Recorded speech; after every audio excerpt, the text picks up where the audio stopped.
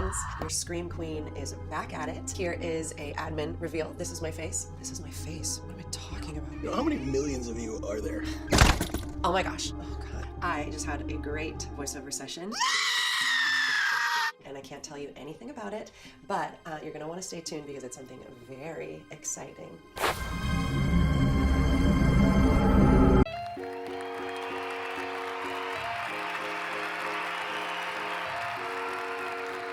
We are back on Play It Forward. Today we've got Fayna Sanchez, writer, director, producer.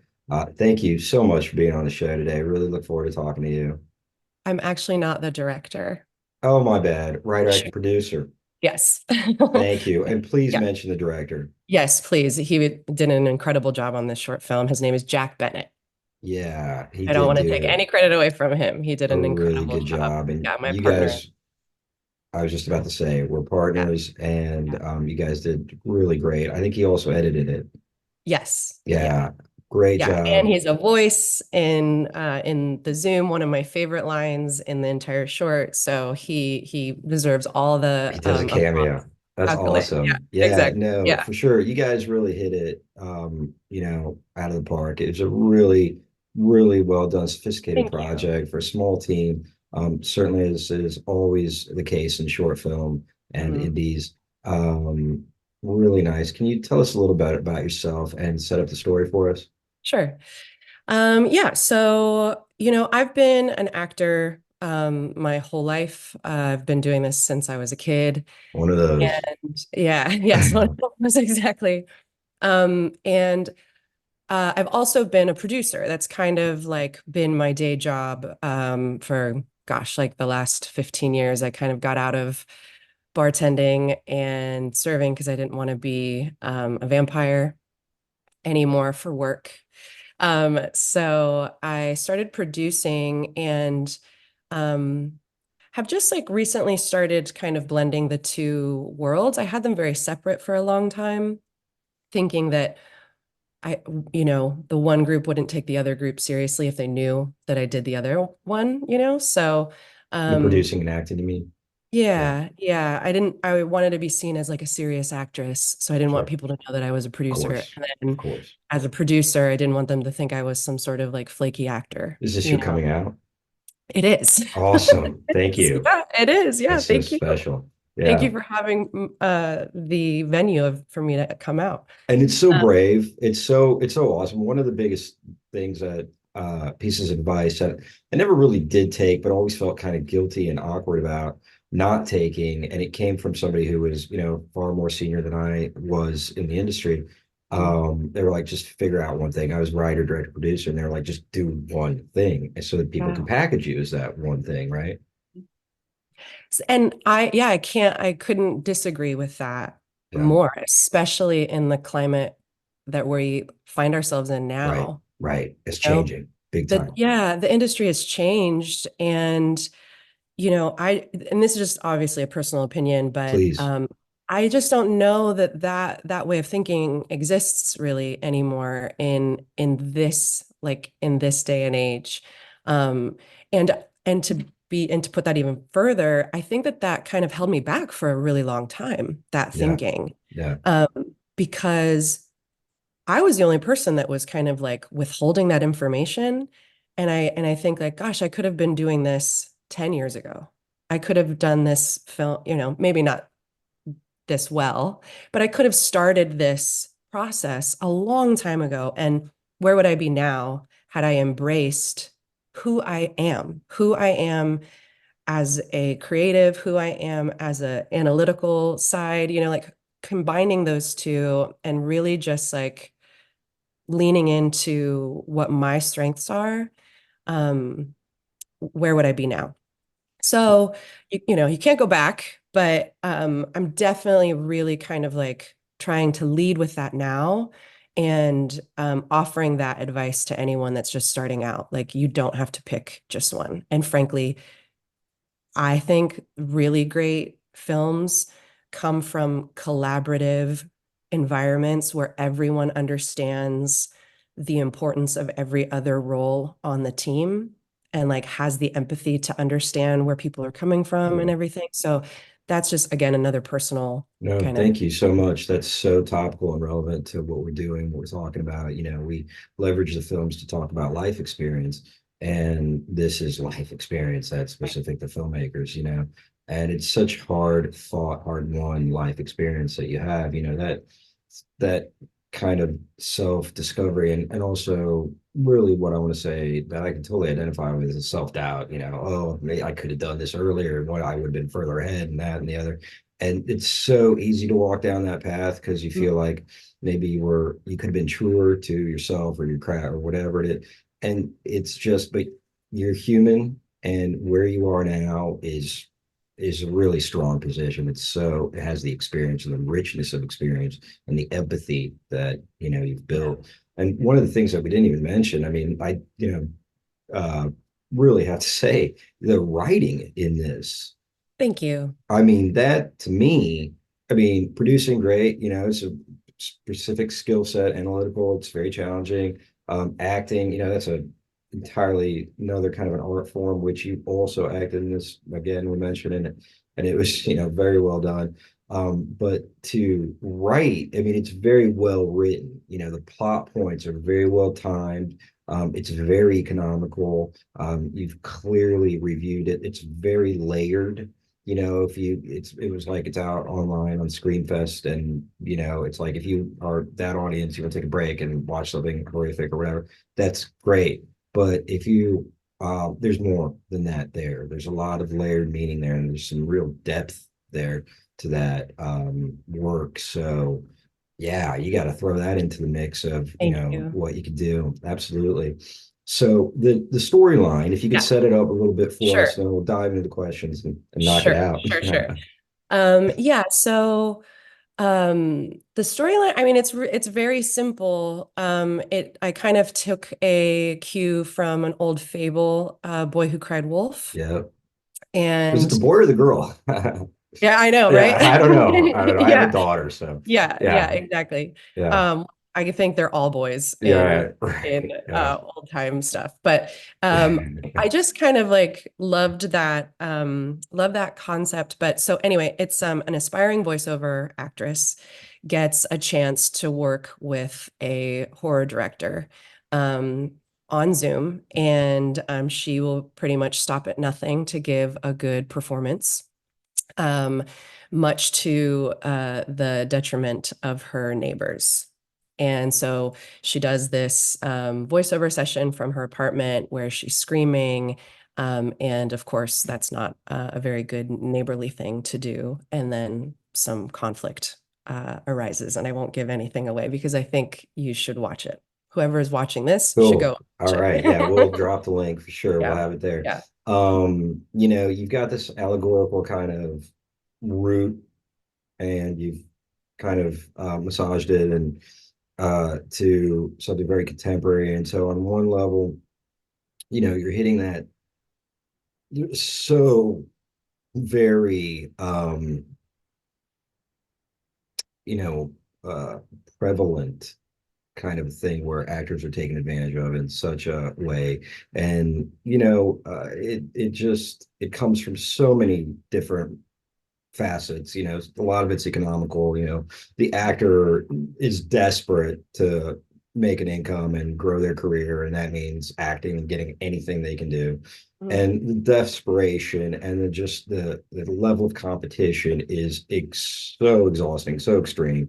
So to be in a position where you're trying to appease five different opinions, and all of whom probably don't act, have no directing capability, and you're just doing your best. And you're in a position where you're really a people pleaser. And that's why when I was like, oh, one of those, I mean, we could have an entire like new Yes. show about like what it's like to be a child actor, and what you've gone through. And God only knows. And to have come out on the other side and still appreciate it and still enjoy it, still want to do it, there's really a love for the craft. And so the character finds herself in this very common position where she's taken advantage of, and she allows herself to be taken advantage of, right?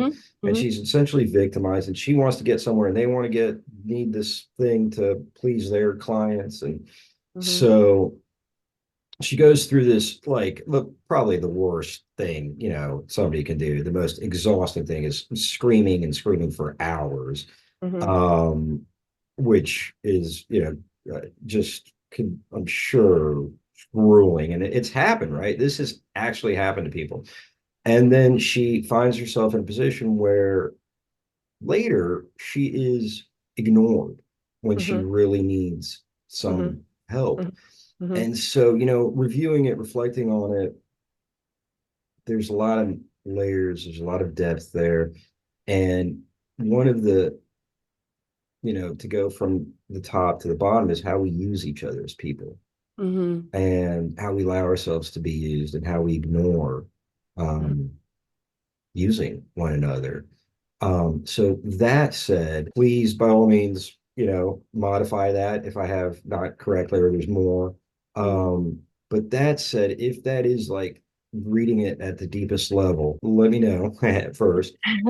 And and then, where did that live in you that you in your life experience that you felt compelled to dedicate, a large portion of your time and effort to making this? Yeah.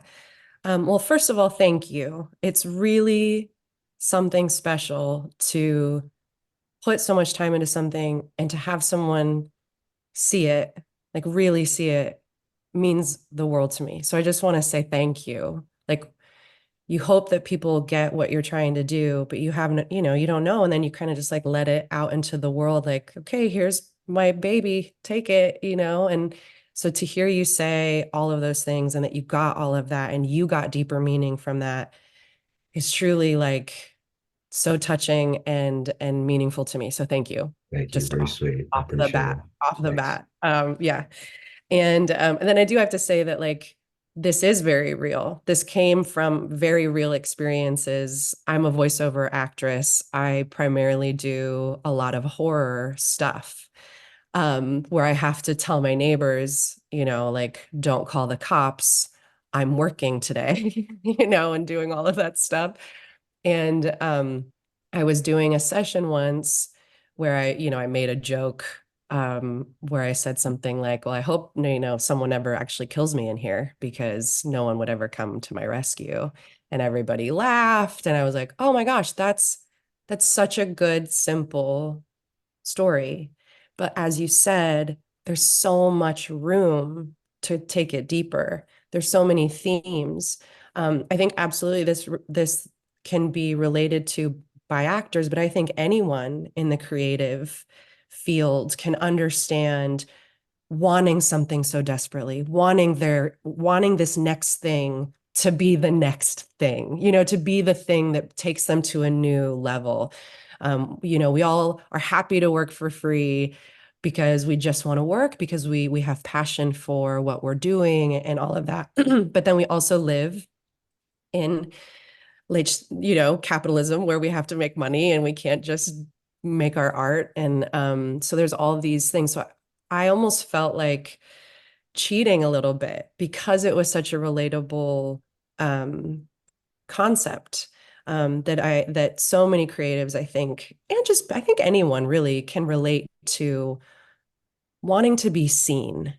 So that was obviously a big one for me. And I think that was also a big theme throughout the film. Here's this woman who's surrounded by windows. There's glass everywhere. People can see into her space. She's on this Zoom. She wants to be seen. She's working so hard to be seen.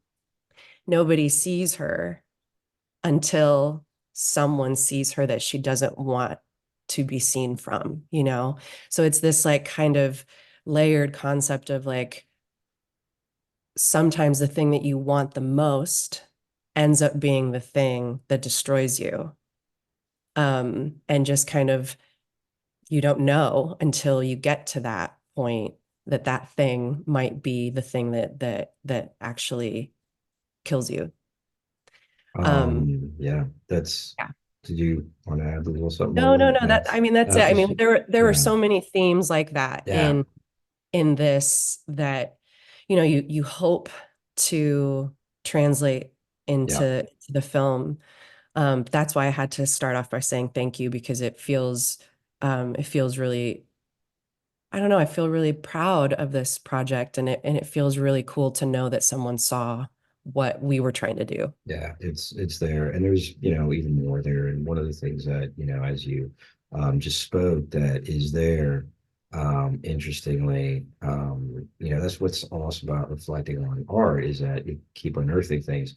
And something that's really there is this female, feminine, really particularly feminine. Of course, it's masculine and they related and everything, Mhm. but particularly feminine, feminist experience, but of wanting, as you're coming into your own sexuality, you're a young person, you want to be seen. And then how do you attract others wanting to be seen physically as a sexual being in a way that is not going to invite unwanted attention, Mhm. right?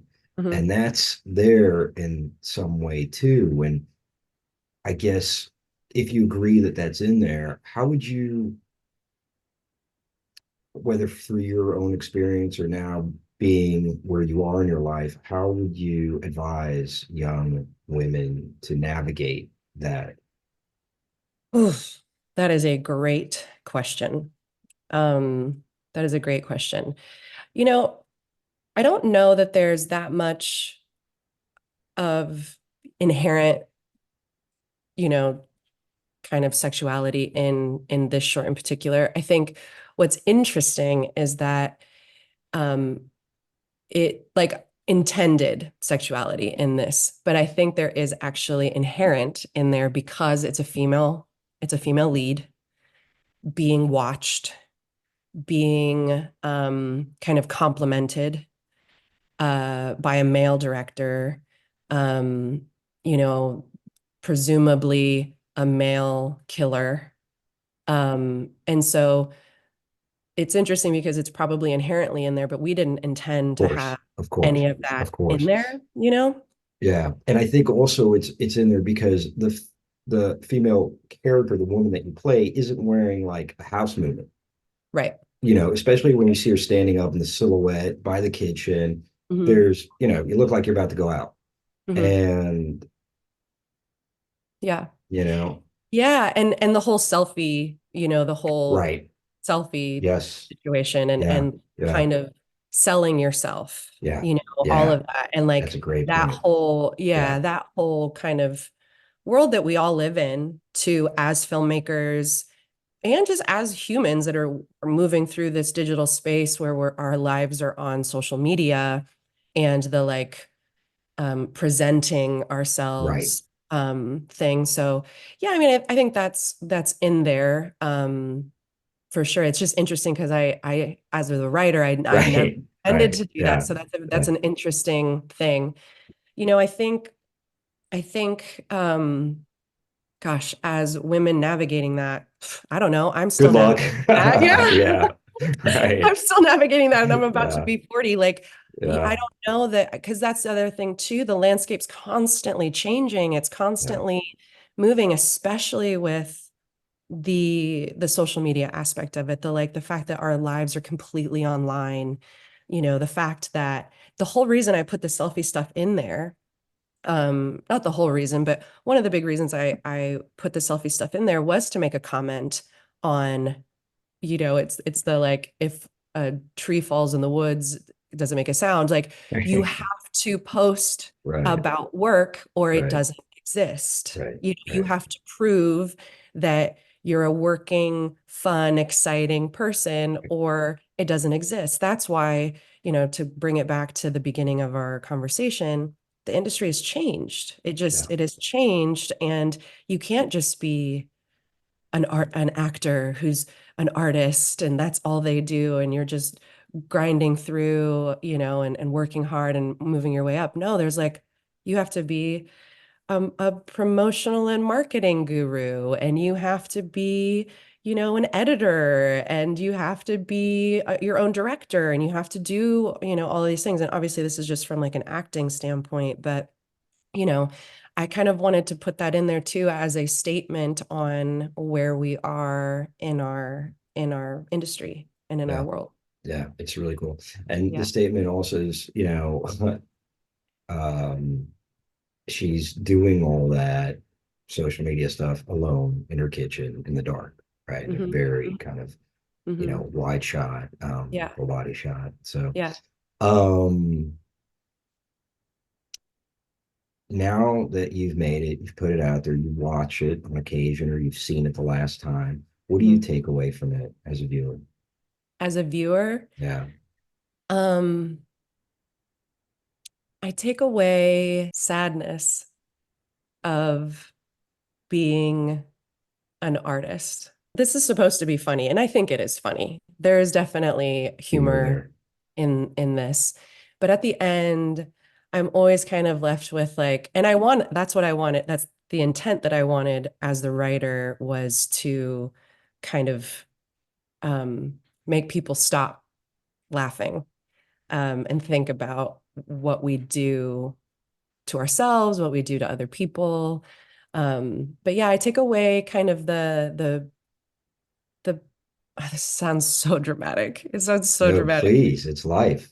Yeah, but like the pain of being a an artist, that someone who doesn't follow the like normal white picket fence 9 to 5 kind of thing, like that, the ups and downs, the highs and lows, like that's a really hard life to live, Yeah. navigating the highs and lows. And that's what I always take away from it as the viewer, Thanks. Yeah. in Yeah. a very, try not to be as dramatic as that sounds, You but know yeah. what? It's totally reasonable, it's true, being an artist and not having your you don't know exactly what's going to happen tomorrow, and trying to make this career that you're kind of, Hmm. from the ether materialize. Hmm. It's a different road than having gone to a box that is, there for you, and it's already constructed, this box where you're trying to make the box. Hmm. So, not that one is more or less challenging No, than the other, because no. they both Hmm. have, but one is a more kind of, maybe externally dramatic ride, where the other one is a quiet desperation kind of a ride. Right. Um, and both, I think, have the commonality of that thing, that attachment, the attachment to what you want. Whether Hmm. you're doing it for a paycheck, or you want a house, or whatever it is that is driving you, that attachment. And with such, desire, and in a Japanese, we studied Japanese ghosts and demons class when I was in college at one point, and they have their ghosts and demons are made of this strong attachment that becomes sinister. And it's, Mm. very, from a very Buddhist perspective, but it's like this, and they become this desire, and it's so ugly, and, Mhm. insidious. And here you're kind of working with that same thing. Um, so the last question is, since making the movie, how have you changed as a person? Well, like on the simplest kind of surface level, I love writing, and I'm fully addicted to it. I would have never, I have such respect for writers. I think that it is incredibly difficult to write. And I still like don't call, I still don't feel like the audacity of calling myself a writer, because I respect the art form so, so, so, so much.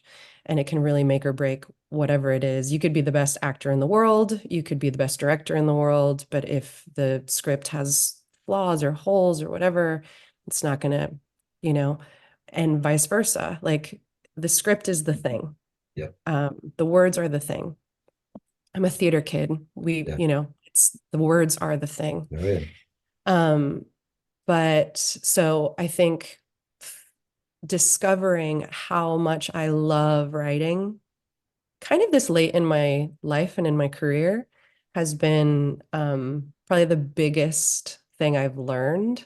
There's, you know, being an actor and seeing your performance and hearing response and, you know, all of that stuff in a theater, in a movie theater is one thing, and it's great. And I love it still. It's my first love.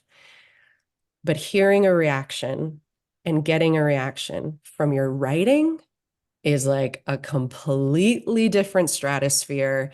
It's the best feeling I think I've ever felt.